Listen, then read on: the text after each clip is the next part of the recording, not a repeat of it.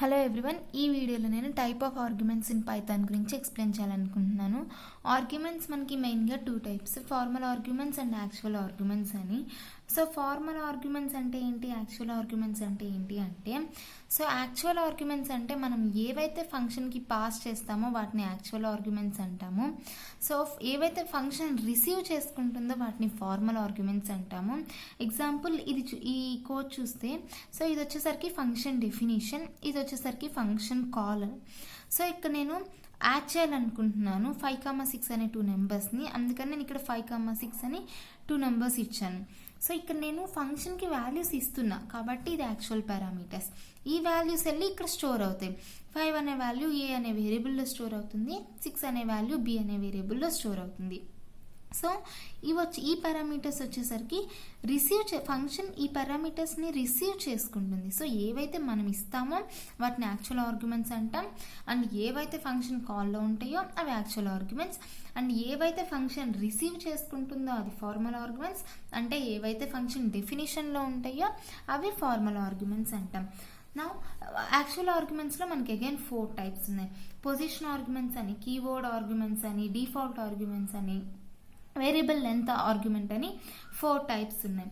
So position argument అంటే ఏంటి అంటే, ఫర్ ఎగ్జాంపుల్ ఈ కోడ్ తీసుకుంటే ఇది ఫంక్షన్ డెఫినిషన్, ఇది వచ్చేసరికి ఫంక్షన్ కాల్. సో ఇక్కడ నేను హ్యూమన్ అనే ఒక ఫంక్షన్ని క్రియేట్ చేశాను. సో దీనిలో ఇప్పుడు పర్సన్ని మనం జనరల్గా ఎలా పిలుస్తాం, బై నేమ్ పిలుస్తాం, లేదా వాళ్ళ ఏజ్ అడిగితే వాళ్ళ ఏజ్ కూడా చెప్తారు కదా. So print name, print age. So ఇక్కడ నేను నవ్య అనే వాల్యూని నేమ్కి వెళ్తుంది, 25 అనేది ఏజ్కి వెళ్తుంది. సో ఇక్కడ 5 అనేది ఏ వేరియబుల్కి ఎలా అయితే వెళ్తుందో, 6 అనేది బి వేరియబుల్కి ఎలా వెళ్తుందో, అలాగే నవ్య అనే వాల్యూ నేమ్కి వెళ్తుంది, 25 అనేది ఏజ్కి వెళ్తుంది. ఎందుకంటే పొజిషన్. సో నవ్య అనేది ఫస్ట్ పొజిషన్లో ఉంది అండ్ ఇది కూడా ఫస్ట్ పొజిషన్లో ఉంది. సో ఆ పొజిషన్కి వెళ్తుంది. 25 అనేది సెకండ్ పొజిషన్లో ఉంది కంపేర్డ్ టు, సో సెకండ్ పొజిషన్కి వెళ్తుంది. సో ఇలా మనకి అవుట్పుట్ అనేది నవ్య 25 వస్తుంది. ఎందుకంటే నవ్య అనే నేమ్ మనకి నేమ్లోకి వెళ్తుంది అండ్ 25 అనే నెంబర్ ఏజ్లోకి వెళ్తుంది. సో ఇలా పొజిషన్ బట్టి ఆ వాల్యూస్ వెళ్తున్నాయి కదా. సో ఇది ఫస్ట్ పొజిషన్లో ఉంది, ఇది first position, second position. So మనం ఆ వేరియబుల్ బట్టి కరెక్ట్గా పొజిషన్ నేమ్ అనేది ఇవ్వాలి. సో అదే పొజిషన్ ఆర్గ్యుమెంట్ అంటాం. లేదా అలా కాదు, మన దగ్గర 10 వేరియబుల్స్ ఉన్నాయి అండ్ నేను 10 వేరియబుల్స్కి 10 వాల్యూస్ని అసైన్ చేయాలి, 10 పర్టికులర్ వాల్యూస్ని అసైన్ చేయాలి అనుకుంటే అప్పుడు మనం పొజిషన్ని యూజ్ చేసుకోవచ్చు. అంటే ఇప్పుడు ఫర్ ఎగ్జాంపుల్ నేను x1, x2, x3, x4, x5 so on x10 variables తీసుకున్నాను. ప్రతి వేరియబుల్లో 1, 2, 3 అంటూ సో ఆన్ 10 వాల్యూస్ని అసైన్ చేయాలనుకుంటున్నాం. సో అలాంటప్పుడు నువ్వు ఏ వేరియబుల్కి ఏ వాల్యూ అసైన్ చేయాలి, పొజిషన్ చూసుకోవాలి. ఆ పర్టికులర్ వాల్యూకి ఆ పర్టికులర్ వేరియబుల్కి ఆ వాల్యూనే అసైన్ చేయాలి. సో అలా పొజిషన్ చూసుకోవాలి. సింప్లీ పొజిషన్ ఎక్స్చేంజ్ చేసి మనం వాల్యూస్ రాసుకోకూడదు. మనం పొజిషన్ మీదే డిపెండ్ అవుతున్నాము అంటే మనం సీక్వెన్స్ని మెయింటైన్ చేయాలి. అంటే ఇక్కడ ఫస్ట్ నేమ్ ఉంది కాబట్టి ఇక్కడ వాల్యూ అసైన్ చేసేటప్పుడు కూడా ఫస్ట్ నేను నేమే ఇవ్వాలి. ఇక్కడ ఏజ్ ఉంది, సో వాల్యూ అసైన్ చేసేటప్పుడు ఏజ్ మాత్రమే ఇవ్వాలి, రివర్స్లో ఇవ్వకూడదు. అంటే ఫస్ట్ ఏజ్ నెక్స్ట్ నేమ్ ఇవ్వకూడదు. ఎందుకంటే నేను ఇక్కడ ఎలా అయితే ఇచ్చానో పారామీటర్స్ని ఇక్కడ కూడా అలానే ఇవ్వాలి. నేమ్కి నేమే ఇవ్వాలి, ఏజ్ ఇవ్వకూడదు. ఏజ్కి ఏజే ఇవ్వాలి, నేమ్ ఇవ్వకూడదు. ఎగ్జాంపుల్ 25 నవ్య అని ఇక్కడ ఇవ్వకూడదు, మనకు అవుట్పుట్ ఎర్రర్ వస్తుంది. సో మనం ఒక సీక్వెన్స్ని ఫాలో అవ్వాలి. సో ఒకవేళ నీకు సీక్వెన్స్ తెలియదు అనుకుంటే ఏం చేస్తావు, ఫర్ ఎగ్జాంపుల్ నేను ఒక ఫంక్షన్ని డిఫైన్ చేశాను, ఈ ఫంక్షన్ని డిఫైన్ చేశాను అనుకుందాం. సో ఈ ఫంక్షన్ని డిఫైన్ చేశాను, ఆఫ్టర్ 10 days సంథింగ్ నాకు గుర్తులేదనమాట. ఈ ఫంక్షన్లో నేను ఫస్ట్ నేమ్ ఇచ్చాను, నెక్స్ట్ ఏజ్ ఇచ్చాను అని నాకు గుర్తులేదు, నాకు సీక్వెన్స్ గుర్తులేదు నేను ఫస్ట్ ఏం ఇచ్చాను అని. సో నేను ఇప్పుడు ఈ ఫంక్షన్ని ఎలా కాల్ చేయొచ్చు అంటే, సో ఫస్ట్ నాకేం గుర్తుంది అంటే ఈ ఫంక్షన్ సమ్ హ్యూమన్ అనే ఒక ఫంక్షన్ ఉంది. ఈ ఫంక్షన్లో నేను ఒక 2 పారామీటర్స్ ఇచ్చాను, ఒకటి నేమ్ ఒకటి ఏజ్ అని నాకు గుర్తుంది. కానీ నేను ఏ సీక్వెన్స్లో ఇచ్చానో నాకు గుర్తులేదు. ఫస్ట్ నేమ్ ఇచ్చా, సెకండ్ ఏజ్ ఇచ్చా, కానీ నాకు గుర్తులేదనమాట. నేను ఏ సీక్వెన్స్లో నేను ఆ పారామీటర్స్ ఇచ్చానో నాకు గుర్తులేదు. సో అలాంటప్పుడు నీకు సీక్వెన్స్ ఐడియా లేకుండా నువ్వు వాల్యూస్ అసైన్ చేస్తే ఏమొస్తుందో చూద్దాం. ఫర్ ఎగ్జాంపుల్ నేను ఇక్కడ నేమ్ కామా ఏజ్ ఇచ్చాను. So print name print age. Next నేను ఇక్కడ ఆ ఫంక్షన్ని కాల్ చేస్తున్నా. కాల్ చేసేటప్పుడు ఫస్ట్ ఏజ్ ఇచ్చా, నెక్స్ట్ నేమ్ ఇచ్చా. యాక్చువల్లీ ఇక్కడ నేను ఫస్ట్ నేమ్ అని ఉంది కదా, ఇక్కడ నేమ్ ఇవ్వాలి కదా, కానీ నేను ఇక్కడ ఏమని ఇచ్చాను, ఏజ్ ఇచ్చాను. సో నాకు సీక్వెన్స్ కరెక్ట్ లేదు, అయినా నాకు అవుట్పుట్ వచ్చింది కరెక్ట్గానే. సో అలా కాకుండా మనం కొన్ని ఆపరేషన్స్ పర్ఫామ్ చేసినప్పుడు మనకి ప్రాబ్లం అనేది అరైజ్ అవుతుంది. ఫర్ ఎగ్జాంపుల్ నేను ప్రింట్ చేయాలి ఏజ్ని. సో ఎలా ఏజ్ని ప్రింట్ చేయాలంటే నేను నా ఉన్న ఏజ్లో నుంచి 10ని మైనస్ చేస్తూ ప్రింట్ చేయాలనుకుంటున్నా. ఫర్ ఎగ్జాంపుల్ నేను ఇక్కడ 25 అని ఇచ్చా కదా ఏజ్. సో 25 మైనస్ 10 నాకు ఏజ్ ఎంత ప్రింట్ అవ్వాలి, 15 అని అవుట్పుట్ రావాలి. సో అలాంటి కేసెస్లో కోడ్ ఎలా వస్తుందంటే, ఇదంతా function definition, function call. Function డెఫినేషన్లో నేను నేమ్ కామ ఏజ్ ఇచ్చాను, print name print age minus 10 అంటే నాకు అవుట్పుట్లో నేను ఇచ్చే ఏజ్కి ఒక 10 సబ్ట్రాక్ట్ అయ్యి నాకు అవుట్పుట్ డిస్ప్లే అవ్వాలి. నేను 25 ఏజ్ ఇచ్చా అంటే నాకు 15 అని అవుట్పుట్ డిస్ప్లే అవ్వాలి. కానీ నాకు ఇక్కడ ఎర్రర్ వస్తుంది. ఎందుకు ఎర్రర్ వస్తుంది అంటే, ఇక్కడ నేను ఫస్ట్ డెఫినేషన్లో ఆర్గ్యుమెంట్స్ నేమ్ కామా ఏజ్ అని ఇచ్చా, కానీ ఇక్కడ వాల్యూస్ పాస్ చేసేటప్పుడు ఏజ్ కామా నేమ్ అంటే ఫస్ట్ నేను నేమ్ ఇవ్వాలి కదా, నేమ్ ఇవ్వకుండా ఏజ్ ఇచ్చి నెక్స్ట్ నేమ్ ఇచ్చా. ఇప్పుడు ఏమవుతుంది అంటే, ప్రింట్ నేమ్ అన్నప్పుడు నవ్య అని ప్రింట్ నేమ్ అన్నప్పుడు ఓకే ఏదో ప్రింట్ అవుతుంది. కానీ ప్రింట్ ఏజ్ మైనస్ 10 అన్నప్పుడు ఇక్కడ నేను ఏజ్ ప్లేస్లో ఏం పాస్ చేశాను, ఇప్పుడు 25 అనేది నేమ్లోకి వెళ్తుంది, నవ్య అనేది ఏజ్లోకి వెళ్తుంది. సో ఏజ్ ప్లేస్లో నేను ఏజ్ ప్లేస్లో ఏం పాస్ చేశాను, నవ్య అని పాస్ చేశాను. ఇప్పుడు నవ్య మైనస్ 10 పాసిబుల్ ఇది. సో ఒక నేమ్లో నుంచి నెంబర్ని తీసేయలేం కదా, సో అందుకని నాకు ఎర్రర్ అనేది డిస్ప్లే అయింది. సో ఇలాంటప్పుడు మనకి ప్రాబ్లం అనేది అరైజ్ అవుతుంది. సో ఒకవేళ నాకు ఎర్రర్ రాకూడదు అలాంటప్పుడు మనం ఏం యూజ్ చేయాలి అంటే, కీవర్డ్స్ అనే ఆర్గ్యుమెంట్స్ని యూజ్ చేయాలి. సో ఇక్కడ అబౌవ్ ఎగ్జాంపుల్లో నేను 25 అనే నెంబర్ని నేమ్కి అసైన్ చేశాను, నవ్య అనేది నేమ్ని నేను ఏజ్కి అసైన్ చేశాను కదా. సో అలా అసైన్ చేయకుండా ఉండాలి అంటే కీవర్డ్స్ని యూజ్ చేయాలి. సో కీవర్డ్ అంటే ఏంటి అంటే, వేరియబుల్ నేమ్ని ఇక్కడ కీవర్డ్ అనేసి అంటాం. ఫర్ ఎగ్జాంపుల్ వాల్యూస్ పాస్ చేసేటప్పుడే మనం కీవర్డ్తో వాల్యూ పాస్ చేయాలి. ఫర్ ఎగ్జాంపుల్ ఇక్కడ ఫంక్షన్ డెఫినేషన్ ఇచ్చాను, print name print age. So ఇక్కడ ఫంక్షన్ని కాల్ చేసేటప్పుడు నేను జస్ట్ 25 అని నవ్యగా కాల్ చేసా కదా, ఇక్కడ జస్ట్ వాల్యూస్ ఇచ్చేసా కదా, ఆ వాల్యూస్ ముందు దానికి సంబంధించిన కీవర్డ్ కూడా ఇస్తే నాకు కరెక్ట్గా అవుట్పుట్ అనేది డిస్ప్లే అవుతుంది. So age is equal to 25, name is equal to Navya అని. సో ఇక్కడ నువ్వు ఏ సీక్వెన్స్లో ఇచ్చావో నీకు గుర్తులేదు. సో కానీ నాకు కరెక్ట్ అవుట్పుట్ రావాలి అనుకుంటే కీవర్డ్స్ యూజ్ చేయాలి. నీకు కన్ఫామ్గా సీక్వెన్స్ గుర్తుంది అనుకుంటే నువ్వు పొజిషన్ ఆర్గ్యుమెంట్ని యూజ్ చేసుకోవచ్చు. నీకు సీక్వెన్స్ గుర్తులేదు అనుకుంటే ఇలా కీవర్డ్ ఆర్గ్యుమెంట్స్ని యూజ్ చేస్తాం. Next default third type of argument వచ్చేసరికి డిఫాల్ట్ ఆర్గ్యుమెంట్. సో ఇప్పుడు ఇక్కడ నేను నేమ్ని పాస్ చేశాను, నేను వాల్యూని పాస్ చేయకూడదు, అయినా నాకు అవుట్పుట్ రావాలి. అలాంటప్పుడు ఏం చేయాలి అంటే డిఫాల్ట్ ఆర్గ్యుమెంట్ని యూజ్ చేయాలి. ఫర్ ఎగ్జాంపుల్ నువ్వు ఏదైనా సోషల్ వెబ్సైట్లో ఒక అకౌంట్ ఓపెన్ చేసుకోవాలనుకున్నావు, Facebook account, Insta account, some YouTube, Gmail account, ఏదో ఒక అకౌంట్ను ఓపెన్ చేయాలనుకుంటున్నావు. సో కొన్ని వెబ్సైట్స్లో వాళ్ళు టర్మ్స్ అండ్ కండిషన్స్లో నువ్వు కొన్ని క్రైటీరియాస్ ఇస్తారు. నువ్వు 18+ అయితే అకౌంట్ ఓపెన్ చేసుకోవడానికి ఎలిజిబుల్, అలా జాయిన్ అవ్వడానికి ఎలిజిబుల్ అని. సో అప్పుడు నువ్వు వాల్యూ అనేది కంపల్సరీ పాస్ చేయాలి. సో అలా కాకుండా డిఫాల్ట్గానే వాల్యూ పాస్ అవ్వాలి అంటే ఏం చేయాలంటే, సో డిఫాల్ట్గా వాల్యూ పాస్ అవ్వాలి అంటే అప్పుడు మనం variable length arguments concepts use చేసుకోవచ్చు. ఫర్ ఎగ్జాంపుల్ ఇక్కడ ఈ కోడ్లో నేను so name comma age 2 parameters pass చేశాను, ప్రింట్ నేమ్ ప్రింట్ ఏజ్ అని ఇచ్చాను. కానీ ఫంక్షన్ కాల్లో నేను ఒక పారామీటర్ని మాత్రమే పాస్ చేశాను, నేమ్ని. ఇక్కడ నేను ఏజ్ ఇవ్వలేదు.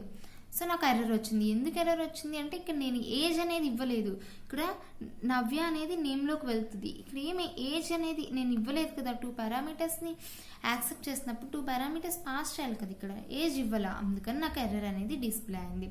సో ఇక్కడ ఈ ఎగ్జాంపుల్ చూస్తే నేను డిఫాల్ట్గానే ఒక ఏజ్ అనేది ఇచ్చేసాను. సారీ, ఇప్పుడు వేరియబుల్ లెంత్ ఆర్గ్యుమెంట్ అన్నా కదా, సారీ డిఫాల్ట్ ఆర్గ్యుమెంట్. సో ఇప్పుడు నాకు డిఫాల్ట్గా ఇక్కడ నేను ఏమి వాల్యూ ఇవ్వలేదు, అయినా నాకు అవుట్పుట్ రావాలి అనుకుంటే నువ్వు డిఫాల్ట్గానే ఒక వాల్యూని ఇక్కడే పాస్ చేయొచ్చు. సో అప్పుడు నువ్వు ఇక్కడ వాల్యూ ఇవ్వకపోయినా కూడా నీకు డిఫాల్ట్ వాల్యూ అనేది అవుట్పుట్లో డిస్ప్లే అవుతుంది. ఫర్ ఎగ్జాంపుల్ నాకు ఫేస్బుక్ అకౌంట్ ఓపెన్ చేయాలనుకుంటున్నాను. సో డిఫాల్ట్ ఏజ్ 18 ఇయర్స్ ఉంటే అకౌంట్ ఓపెన్ చేసుకోవచ్చు అని నేను ఇక్కడ ఏజ్ని ఇక్కడే ఇచ్చేసాను అనమాట, 18 అని. సో నేను ఇక్కడ ఏజ్ని ఇక్కడ పాస్ చేయకపోయినా నాకు అవుట్పుట్ నవ్య 18 వచ్చింది. ఎందుకంటే డిఫాల్ట్ ఇక్కడ నువ్వు ఏ వాల్యూ పాస్ చేయట్లేదు అంటే డిఫాల్ట్ వాల్యూ ప్రింట్ అవుతుంది. ఇక్కడ ఉన్న డిఫాల్ట్ వాల్యూ 18 కదా, సో 18 అనేది ఇక్కడ ప్రింట్ అవుతుంది. ఏ వాల్యూ లేకపోతే డిఫాల్ట్ వాల్యూ అనేది ఆటోమేటిక్గా ప్రింట్ అవుతుంది. ఒకవేళ నువ్వు వాల్యూ ఇస్తే ఏంటి, డిఫాల్ట్ వాల్యూ కూడా ఉంది, ఇక్కడ నువ్వు వాల్యూ ఇస్తే ఏమవుతుంది అంటే అప్పుడు మనకి డిఫాల్ట్ వాల్యూస్ అనేవి ఓవర్ రైడ్ అవుతాయి. ఆల్రెడీ ఉన్న డిఫాల్ట్ వాల్యూ ఓవర్ రైడ్ అవుతుంది. ఫర్ ఎగ్జాంపుల్ ఇది చూస్తే ఇదంతా ఫంక్షన్ డెఫినేషన్, ఇది ఫంక్షన్ కాల్ కదా. సో ఇక్కడ నేను డిఫాల్ట్ వాల్యూ ఇచ్చేసాను. ఇక్కడ మళ్ళీ నేను వాల్యూ కూడా పాస్ చేశాను. ఇక్కడ నవ్య అనేది నేమ్లోకి వెళ్తుంది, 25 అనేది ఏజ్లోకి వెళ్తుంది. ఇక్కడ 2 వాల్యూస్ ఉన్నాయి కదా, ఏది అవుట్పుట్గా వస్తుంది అంటే నాకు డిఫాల్ట్ వాల్యూ అవుట్పుట్గా రాదు. ఇక్కడ నేను ఇచ్చిన వాల్యూనే నాకు అవుట్పుట్గా డిస్ప్లే అవుతుంది. ఎందుకంటే డిఫాల్ట్ వాల్యూ ఎప్పుడు యూజ్ అవుతుంది అంటే మనకి ఇక్కడ వాల్యూ లేకపోతే అప్పుడు నువ్వు ఈ డిఫాల్ట్ వాల్యూ అనేది నాకు అవుట్పుట్లో ప్రింట్ అవుతుంది. సో ఇక్కడ నేను వాల్యూ ఇచ్చాను కదా, సో నాకు డిఫాల్ట్ వాల్యూ అనేది అవుట్పుట్లో ప్రింట్ అవ్వదు, ఇంకా నేను ఇచ్చిన వాల్యూనే ప్రింట్ అవుతుంది. నెక్స్ట్ టైప్ ఆఫ్ ఆర్గ్యుమెంట్ వచ్చేసరికి variable length argument. For example నేను ఒక 2 నెంబర్స్ని యాడ్ చేయాలనుకుంటున్నాను. దానికి కోడ్ ఇది, ఒక ఫంక్షన్ని డిఫైన్ చేశాను. సో నేను 5,6 అనే వాల్యూస్ని యాడ్ చేయాలనుకుంటున్నాను. సో 5 అనే వాల్యూ ఏ అనే వేరియబుల్లో స్టోర్ అవుతుంది, 6 అనే వాల్యూ బి అనే వేరియబుల్లో స్టోర్ అవుతుంది. సో 5 + 6 11 కదా, నాకు ఈ అవుట్పుట్ రావాలనుకుంటున్నా. ఓకే, ఒక 2 నెంబర్స్ని యాడ్ చేసాం కాబట్టి ఒక సింపుల్గా ఇలా కోడ్ రాస్తున్నాం. అలా కాదు, నేను చాలా మల్టిపుల్ నెంబర్స్ని యాడ్ చేయాలనుకుంటున్నాను. సో అలాంటప్పుడు ఏం చేయాలి అంటే ఇక్కడ మల్టిపుల్ నెంబర్స్ పాస్ చేయాల్సి వస్తుంది కదా. సో అలాంటప్పుడు ఏం చేయొచ్చు అంటే మనం వేరియబుల్ లెంత్ కాన్సెప్ట్ని యూజ్ చేసుకోవచ్చు. ఏంటి వేరియబుల్ లెంత్ కాన్సెప్ట్ అంటే మనం ఎన్ని నెంబర్స్ అన్నా ఇక్కడ పాస్ చేయొచ్చు. అలా మనం ఒక ఫంక్షన్ని డిఫైన్ చేస్తున్నాం. సో ఎలా డిఫైన్ చేస్తున్నాం అంటే సేమ్ ఇందాకున్న కోడ్కి బి బదులు ముందు $b అని యూజ్ చేస్తున్నాం. సో ఇలా $b మీనింగ్ ఏంటి అంటే ఇప్పుడు మనం మల్టిపుల్ వాల్యూస్ అని అర్థం. $b అంటే ఏ అంటే ఒక వాల్యూ మాత్రమే ఏలో స్టోర్ అవుతుంది. ఇక్కడ నేను ఏకి స్టార్ ఎందుకు పెట్టలేదు అంటే ఏ ఆపరేషన్ చేయాలన్నా ఒక వాల్యూ అయితే కంపల్సరీ ఉంటుంది కదా. సో అందుకని నేను ఏకి స్టార్ అయితే పెట్టలేదు. ఇక్కడ నేను C = A + B print C. So function ఇలా కాల్ చేశాను. ఇక్కడ నేను మల్టిపుల్ నెంబర్స్ తీసుకుంటున్నా కదా, ఇక్కడ ఫస్ట్ నెంబర్ అనేది ఏలో స్టోర్ అవుతుంది అండ్ రిమైనింగ్ ఆల్ నెంబర్స్ ఈ $bలో స్టోర్ అవుతాయి. సో $b అంటేనే మల్టిపుల్ నెంబర్స్ కదా. సో నాకు అవుట్పుట్ రావాలి, కానీ నాకు ఎర్రర్ వచ్చింది. ఎందుకు ఎర్రర్ వచ్చింది అంటే మనం సింపుల్గా ఇంటీజర్స్ని టప్పుల్ని సింపుల్గా యాడ్ చేయలేం. సో ఏంటి ఇక్కడ ఇంటీజర్ ఏంటి, టప్పుల్ ఏంటి అంటే ఈ 5 అనేది ఇంటీజర్ నెంబర్ ఏలో స్టోర్ అవుతుంది అండ్ ఈ 6, 34, 78 ఇవన్నీ కూడా టప్పుల్ అనమాట. ఇది బీలో స్టోర్ అవుతుంది. సో టప్పుల్ అనేది రౌండ్ బ్రాకెట్ ఉంటుంది, దానిలో వాల్యూస్ ఉంటాయి. సో దాన్ని టప్పుల్ అంటాం. ఈ టప్పుల్ అంతా కూడా బీలో ఉంటుంది. సింపుల్గా ఇంటీజర్ని టప్పుల్ని మనం యాడ్ చేయలేం. సో అప్పుడు ఏం చేస్తామంటే సో మనకు ఒక ప్రొసీజర్ ఉంది యాడ్ చేయడానికి. సో ఆ ప్రొసీజర్ ముందు అది ఇంటీజర్ టప్పుల్ అని కన్ఫర్మ్ చేసుకోవడానికి ఈ కోడ్. అండ్ ఫస్ట్ నేను డిఫైన్ చేశాను ఫంక్షన్ని A, $b. ఏ అంటే ఒక వాల్యూ స్టోర్ చేసుకుంటుంది, $b అంటే మల్టిపుల్ వాల్యూస్ని స్టోర్ చేసుకుంటుంది. Next print A, print B అనే స్టేట్మెంట్స్ ఇచ్చాను. సమ్ 5, 6, 74, 70. 5 అనే వాల్యూ ఏలో స్టోర్ అవుతుంది, రిమైనింగ్ అన్ని కూడా బీలో. ఇక్కడ నేను ప్రింట్ A, ప్రింట్ B ఇచ్చా కదా, ఏలో ఉన్న వాల్యూ 5 కాబట్టి 5 డిస్ప్లే అయింది. బీలో ఉన్న వాల్యూ ఇదంతా బీలో ఉంది కాబట్టి నాకు టప్పుల్ డిస్ప్లే అయింది. ఇది ఇంటీజర్, ఇది టప్పుల్. రౌండ్ బ్రాకెట్లో వాల్యూస్ ఉంటే అది టప్పుల్. సో సింపుల్గా ఈ రెండింటిని యాడ్ చేయలేము కాబట్టి ఎర్రర్ వచ్చింది. ఎలా యాడ్ చేయాలి అంటే నేను ఇక్కడ ఒక న్యూ వేరియబుల్ తీసుకుంటున్నాను, C అని. సో ఏలో ఉన్న వాల్యూ Cకి అసైన్ చేస్తున్నా. సో ఏలో 5 అనే వాల్యూ ఉంది కదా, 5 అనే వాల్యూని Cకి అసైన్ చేస్తున్నా. తర్వాత సిలో మనకి ఇప్పుడు ఏ వాల్యూ ఉంది కదా, నెక్స్ట్ టపుల్లో ఉన్న ప్రతి వాల్యూ 1 by 1 ఫెచ్ చేయడానికి నేను ఫర్ లూప్ యూజ్ చేస్తున్నా. సో ఆ తర్వాత టపుల్లో ఉన్న వాల్యూ 1 by 1 ఫెచ్ చేసినప్పుడు ఆ 1 by 1 వాల్యూ సికి యాడ్ అవుతుంది, అంటే సిలో ఉన్న వాల్యూ ఏకి యాడ్ అవుతుంది. సో దాని కోడే ఇది. సో ఫర్ ఎగ్జాంపుల్ నేను ఫంక్షన్ డిఫైన్ చేశాను. సి ఈజ్ ఈక్వల్ టు ఏ ఎందుకు తీసుకున్నాను అంటే ఏలో ఒక వాల్యూనే ఉంది కాబట్టి సో ఆ వాల్యూని సికి అసైన్ చేశాను. ఇక్కడ ఫర్ లూప్ ఎందుకు తీసుకున్నానంటే నేను 1 by 1 వాల్యూ ఫెచ్ చేస్తున్నా కాబట్టి అలా 1 by 1 వాల్యూ ఫెచ్ చేయడానికి లూప్ కాన్సెప్ట్ యూజ్ చేయాలి కాబట్టి ఫర్ లూప్ యూజ్ చేస్తున్నాను. సో అలా 1 by 1 ఫెచ్ చేసినప్పుడు ఆ వాల్యూ సికి యాడ్ అయ్యి మనకి అవుట్పుట్ అనేది వస్తుంది. అందుకని C is equal to C plus I print C. So ఇప్పుడు నేను ఈ వాల్యూస్ అన్నీ యాడ్ అయ్యి నాకు 71 అనే అవుట్పుట్ అనేది కోడ్ రన్ చేస్తే డిస్ప్లే అవుతుంది. సో ప్రతిసారి ఈ ఫర్ లూప్ రన్ అయ్యేటప్పుడు మనకి న్యూ వాల్యూ సీక్ అనేది యాడ్ అవుతుంది. సో అలా మనకి అవుట్పుట్ అనేది వస్తుంది. సో అలా కాకుండా ఇక్కడ నేను A, B2 తీసుకున్నా కదా, అలా కాకుండా ఓన్లీ B తీసుకుంటే వస్తుందా అంటే వస్తుంది. కాకపోతే ఇక్కడ ఏలో ఒక వాల్యూని నేను అసైన్ చేశా కదా, 5 అనే వాల్యూని ఏకి అసైన్ చేశా కదా, ఇక్కడ నేను ఏ తీసుకోవట్లేదు కాబట్టి ఏలో ఏ వాల్యూ లేదు. అందుకని నేను సి ఈజ్ ఈక్వల్ టు ఏ బదులు సి ఈజ్ ఈక్వల్ టు 0 తీసుకున్నా. సేమ్ ఇందాక కోడ్ లాగే ఫర్ లూప్ తీసుకున్న ప్రింట్ సి. అంటే ఇక్కడ ప్రతి టపుల్లో ఉన్న ప్రతి వాల్యూ సిలోకి యాడ్ అవుతుంది. సిలో ఉన్న వాల్యూ 0కి యాడ్ అయినా సేమ్ ఆన్సరే కాబట్టి నేను సి ఈజ్ ఈక్వల్ టు 0 తీసుకున్న. అవుట్పుట్ కూడా మనకి అన్ని యాడ్ అయితే 50 వస్తుంది కాబట్టి 50 డిస్ప్లే అయింది. సో ఇలా మనం ఇవి 4 టైప్ ఆఫ్ ఆర్గ్యుమెంట్స్. సో ఓవరాల్గా మనకి ఆర్గ్యుమెంట్స్ అనేవి 2 types, formal arguments, actual arguments అని. అగైన్ యాక్చువల్ ఆర్గ్యుమెంట్స్ మనకి 4 టైప్స్లో ఉంటాయి: position, keyword, default, variable length arguments అని. సో పొజిషన్ ఆర్గ్యుమెంట్స్ వచ్చేసరికి మనం సీక్వెన్స్ని ఫాలో అవ్వాలి. ఇక్కడ ఎలా అయితే ఇస్తామో వాల్యూస్ని కూడా అలానే ఇవ్వాలి.